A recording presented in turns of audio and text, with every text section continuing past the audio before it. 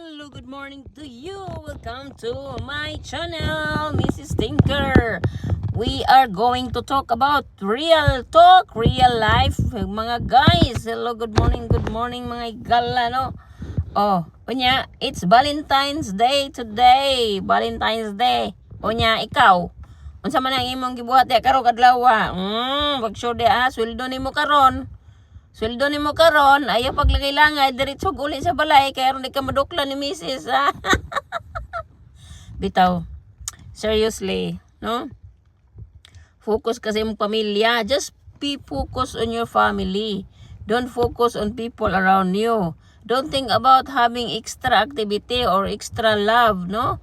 Kaya ang gugma, labi nang na kay mga anak, it's for your family, no? Love is for your wife and for your family.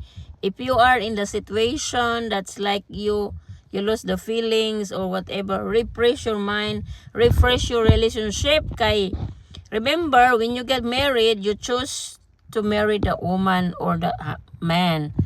And then you have to think about that the small things that makes you both happy.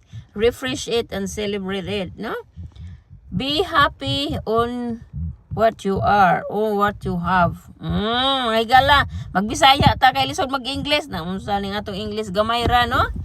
Bitaw mga guys, happy Valentine's Day to all of you. Celebrate love with your loved one, not with your extramarital. Your salary is for your kids and for yourself and for your wife.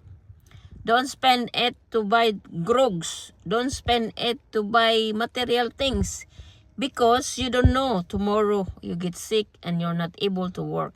Bye. Have a good day. Don't forget to subscribe and like to my videos. And I hope you are having a great Valentine's. Valentine's for me, what's important for me is not about ana-ana or turja or sakes. It's about the love that we can celebrate together, no? So good day to all of you and have a good day. Bye-bye. Happy Valentine's Day.